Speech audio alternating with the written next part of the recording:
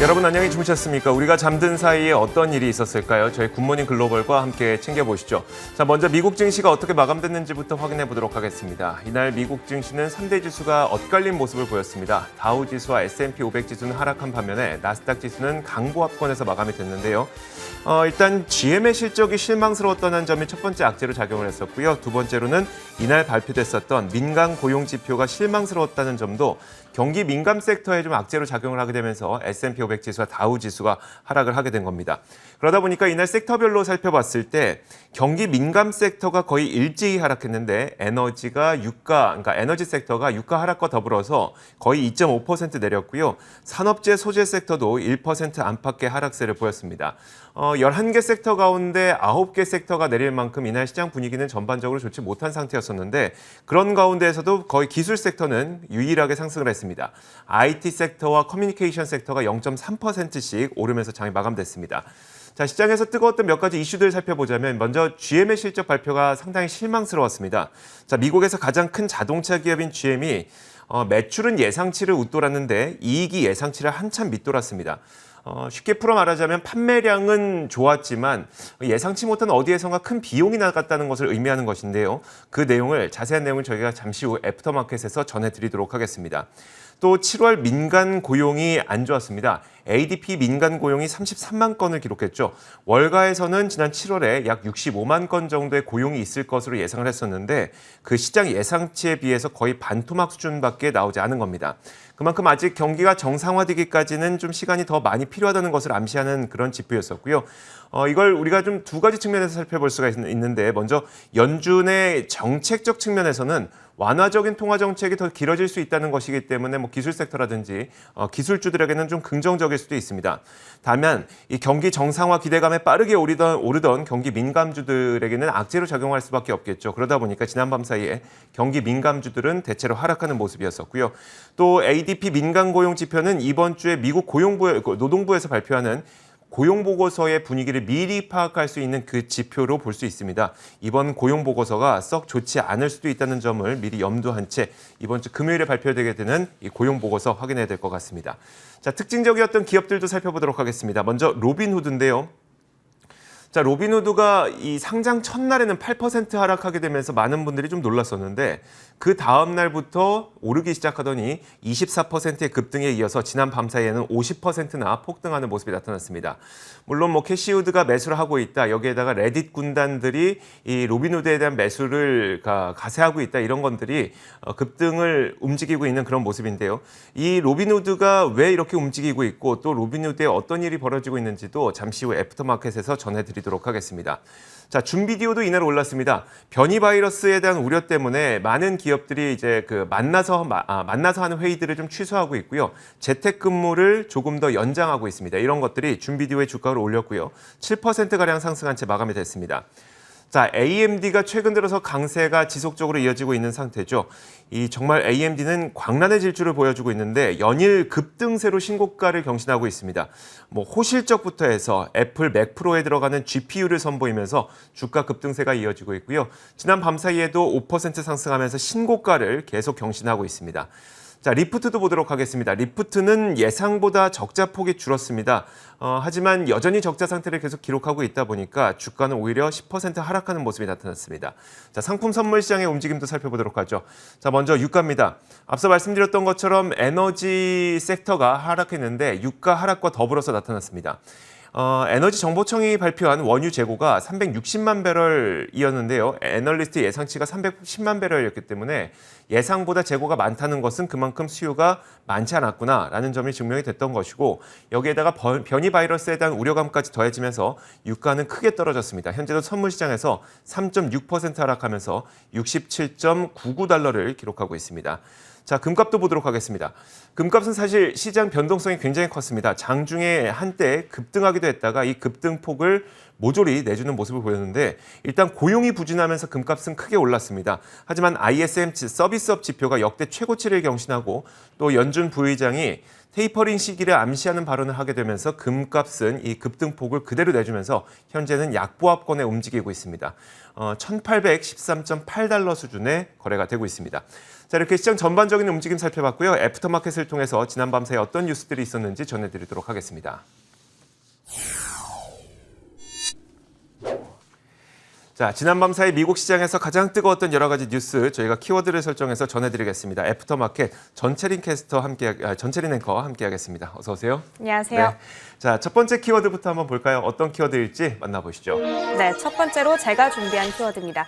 부의장 등판이라고 했는데요. 리처드 클라리다 연준 부의장이 오늘 연설 자리를 가졌고요. 여기에서 이제 여러 가지 이야기를 했기 때문에 제가 내용을 전반적으로 정리해 드리도록 하겠습니다. 일단 결론부터 말씀을 드리자면 클라리다 부의장은 미국 경제가 자신의 예상대로 회복세를 이어나간다면 연준이 2023년 초에는 첫 번째 금리 인상을 감행할 수 있겠다고 시사를 했습니다. 그리고 그 근거로는 인플레이션 오버슈트 가능성을 들었는데요. 지금의 흐름대로 간다면 2022년 혹은 2023년에 인플레이션이 연준의 목표치인 2%를 초과할 것으로 전망을 했습니다. 특히나 그 안에서도 근원 개인 소비 지출이라고 부르는 PCE 인플레가 올해에는 적어도 3%로 상승한 이후 앞으로 2년 동안 다시 2.1% 수준을 회복할 것으로 예상을 했고요. 또 앞으로 3년 동안에 그렇기 때문에 인플레이션 전망치의 기준선이 이 연준의 장기 목표치인 2%에 비해서 오버슈팅될 가능성이 있다고 암시를 했습니다.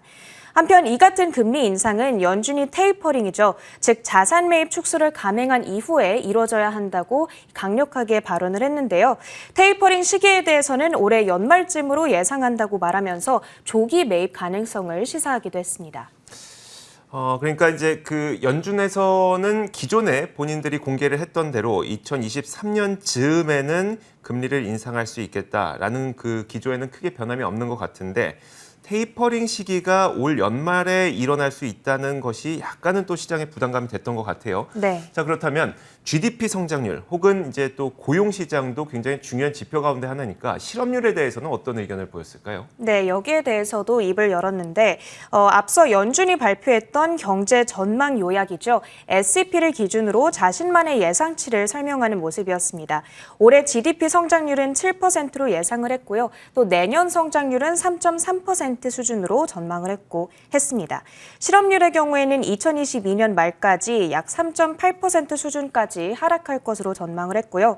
더불어 지난주 파월 의장이 지적한 것처럼 아직은 경제 목표를 달성하기까지는 조금 많이 갈 길이 멀리 남아 있고 그렇기 때문에 금리 인상 시기도 아직은 시간을 많이 두고 봐야 될 문제라고 말을 하기는 했습니다. 인플레이션이든 실업률이든 당장에 확신할 수는 없지만 앞서 언급한 인플레이션 전망치 그리고 실업률 전망치가 만약 그때 가서 실제와 부합을 하게 된다면 기준금리를 높이기 위한 필수 조건이 2022년 말까지는 충족되리라고 예상했습니다. 한편 이 클라리다 부의장은 내년 1월에 임기 만료를 앞두고 있는데요. 다만 다수의 연준 위원들과 이 같은 논의를 공유하고 있는 만큼 저희가 주목을 해볼 필요는 있을 것 같습니다.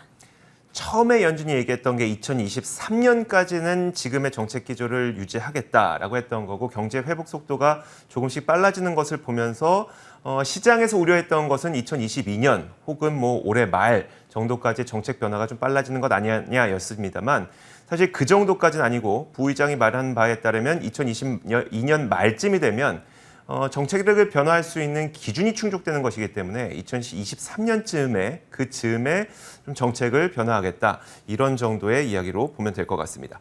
자, 이어서 두 번째 키워드를 공개하도록 하겠습니다. 두 번째 키워드는 좀 가볍게 정해봤어요. 네. 앞에 있는 캬는 이제 감탄사입니다. 캬. 정말 공매도 없는 급등이 미국 시장에서 나타났어요. 이게 아마 많은 개인 투자자분들의 모든 꿈과 희망이 이제 바로 그쵸. 공매도 없는 급등이 아닐까 싶은데 그런 현상이 지난 밤 사이에 미국 시장에서 나타났습니다.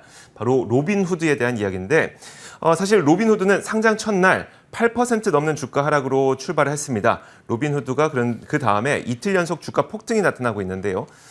전날에는 24% 폭등했고 그 다음 날이었던 지난 밤 사이에는 50% 또 한 번의 폭등이 나타났습니다. 자, 많은 분들이 이 정도 급등이면은 거의 뭐 쇼 커버링이 나타난 게 아니냐 혹은 또는 이제 공매도가 곧 나오겠지 이 정도 생각할 수가 있겠지만 지금 로빈후드의 급등에는 숏스퀴즈도 거의 없고 그리고 공매도도 이제 거의 사실상 불가능한 상태라고 합니다. 이게 전문가들의 분석인데 왜 이렇게 얘기를 하고 있는지 한번 보겠습니다.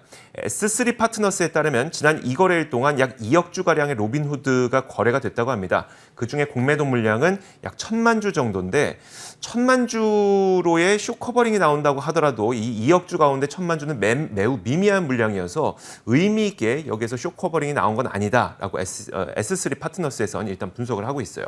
네, 그렇다면 앞으로 이 공매도가 나올 수 있는 가능성에 대한 언급도 있었나요? 거기에 대해서도 분석이 있었는데 일단 이제 상장한 지 겨우 3일밖에 되지 않았기 때문에 공매도 물량이 지금까지 쌓일 시간적인 여력은 충분하지 않다는 거예요. 그러니까 공매도는 거의 안 쌓였다는 것이고 만약에 공매도를 하려고 하는 그 공매도 세력들이 공매도를 하기 위해서는 일단 주식을 빌려야 되는데요.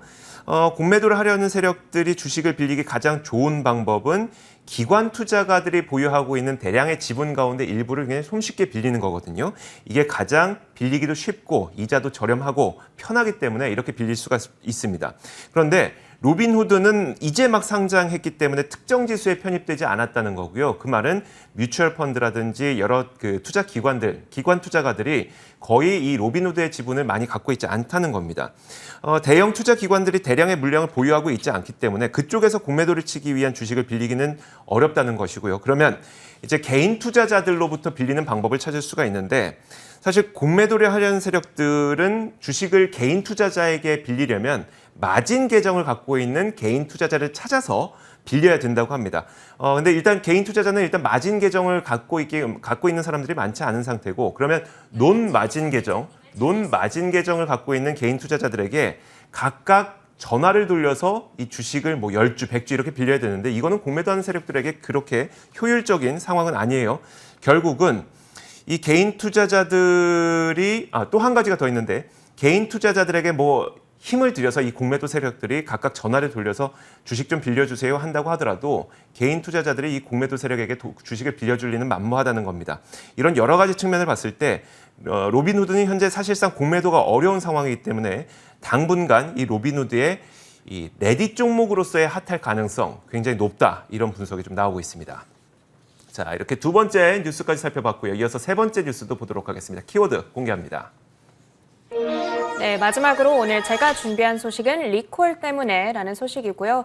GM 종목에 대한 이야기를 해보도록 하겠습니다. GM이 사실 오늘 다우지수를 끌어내렸던 가장 큰 주범이기 때문에 이 얘기를 빼놓을 수가 없을 것 같은데요. 오늘 다소 실망스러운 실적을 전하면서 주가가 거의 9% 가까운 급락세를 나타내는 모습이었습니다. 일단 이 실적 내용부터 전해드리자면 EPS가 1.97달러로 나오면서 예상치였던 2.23달러 수준을 하회하는 수준으로 나왔고 이것이 실망감을 좀 크게 야기시켰던 것으로 보입니다. 다만 매출은 341억 7천만 달러로 전망치였던 309억 달러를 상회하는 수준으로 발표됐습니다. EPS가 이렇게 실망스럽게 발표된 이유로는 이 자동차 워런티 리콜 비용으로 약 13억 달러가량의 비용이 발생했다는 점을 사측에서는 꼽았는데요. 특히나 쉐보레 볼트 EV죠. 지난 1년 동안에만 화재 발생의 이유로 인해서 약 2차례의 리콜 조치가 있었던 바가 있습니다. 그리고 최근에도 불과 지난달에 이 소식을 여러분들께서도 접하신 기억이 있을 텐데요. 이 때문에 리콜 비용으로만 약 8억 달러가 들어간 것으로 집계되고 있습니다. 반면 2분기 순이익은 28억 달러로 전년 동기에 기록했던 7억 5,800만 달러의 손실보다 크게 개선된 모습으로 나타났고요. 작년 공장 셧다운으로 인한 기저효과가 확실히 드러났다는 풀이가 나오고 있습니다. 자, 그렇다면 일단 그 매출은 기대치를 충족을 시켰고 기대치 이상이었었고 여기에다가 비용만 리콜 비용 때문에 생각지 못한 비용이 들어가다 보니 이익 측면에서 시장 예상치를 밑돌았다 이런 결론이 나오는데 다만 이번 실적 시즌의 가장 중요한 점은 그거 아니겠습니까? 이번 실적보다는 이번 올해 하반기 남은 실적이 어떻게 될 것이냐 이게 가장 중요할 것 같은데요. 그렇죠. 혹시 GM도 올해 그러니까 실적에 대한 가이던스를 내놨을까요?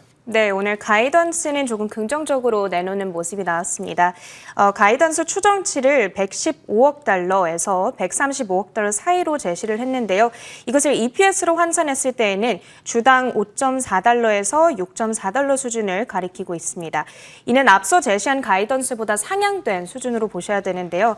다만 이번 2분기 어닝도 앞서 제시했던 가이던스 예상 범위 안에서는 비교적 낮은 수준으로 집계가 됐다는 결과는 좀 주목을 해보셔야 채워질 필요가 있겠고요. 그리고 가이던스를 이번에 상향시킨 이 정도가 애초에 애널리스트들이 예상했던 수준보다는 조금 낮은 범위로 상향됐다는 부분도 조금은 주목할 필요가 있어 보입니다. GM의 CFO인 펄 제이콥슨 역시도 cautious라는 표현을 쓰면서 이 부분에 대해서는 투자자들의 주의가 필요하다는 당부의 목소리를 전하기도 했습니다. 네, 알겠습니다. 자, 이렇게 저희가 지난밤 사이에 있었던 가장 뜨거웠던 여러 가지 뉴스를 키워드와 함께 전해드렸습니다. 자, 지금까지 애프터마켓이었었고요. 그리고 전철인 앵커와 함께했습니다. 수고하셨어요. 네.